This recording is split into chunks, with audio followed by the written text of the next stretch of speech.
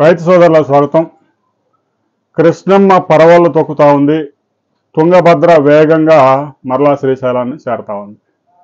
ఒకవైపు ఆల్మట్టి డ్యామ్ నుంచి పెద్ద ఎత్తున వరద వస్తూ ఉంది. తుంగభద్ర నుంచి కూడా ఒక్కసారిగా వరద పెరిగింది. తాజాగా తుంగభద్ర నుంచి సుంకేసుల ప్రాజెక్టుకి 49,000 క్యూసెక్కుల వరద వచ్చి చేరింది. సుంకేసుల నుంచి శ్రీశైలానికి 50,000 క్యూసెక్కులు వస్తూ ఉంది. మరొక వైపు ఆల్మట్టి నుంచి నారాయణపూర్కి జూరాలకి ఒక 69,000 క్యూసెక్కులు వస్తూ ఉంది. మొత్తం మీద శ్రీశైలం ప్రాజెక్టుకి తాజాగా 1,20,000 క్యూసెక్కుల పైగా వరద వచ్చి చేరుతా ఉంది. ఇప్పటికే 885 అడుగుల పూర్తి కెపాసిటీకి గాను 882.9 అడుగులకు వరద చేరింది. 215.8 టీఎంసీల కెపాసిటీకి గాను 206 టీఎంసీల వరద ఉంది.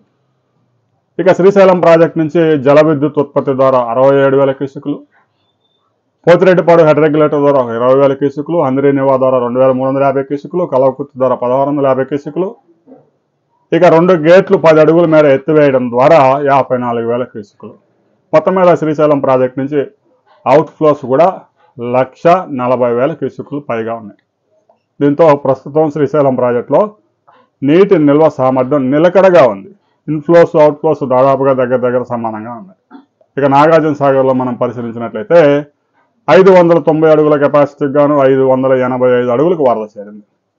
312 టీఎంసీల సామర్థ్యానికి గాను 295 టీఎంసీలు వరద చేరింది.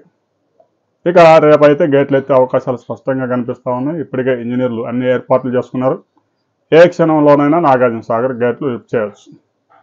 ఇక నాగార్జున సాగర్ కుడికాలకు ఒక 5,000 క్యూసెక్కులు, లెఫ్ట్ కెనాల్కి ఒక 6,000 క్యూసెక్కులు, మాధవరెడ్డి లిఫ్ట్ ఇరిగేషన్కి ఒక 1,350 క్యూసెక్కులు, నాగార్జున సాగర్ నుంచి కూడా మొత్తం మీద ఒక 10,000 క్యూసెక్కులు అవుట్ఫ్లోస్ ఉన్నాయి.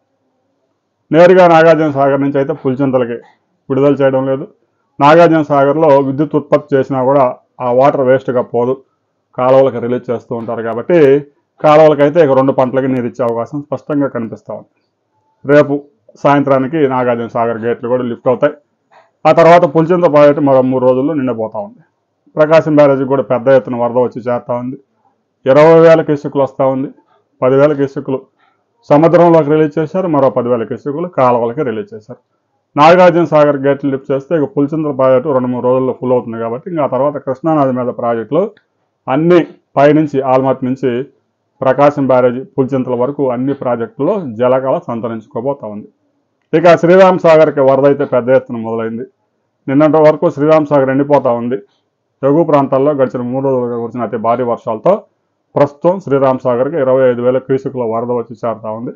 ఇంకా ఫ్లడ్ పెరిగే అవకాశం ఉంది. రాబోయే కొద్ది రోజుల్లో శ్రీరామ్ సాగర్ ప్రాజెక్టుకి పెద్ద ఎత్తున వరద నీరు చేరే అవకాశాలు స్పష్టంగా కనిపిస్తూ ఉన్నాయి. దాని మీద మనం మరో వీడియోలు తెలుసుకుందాం.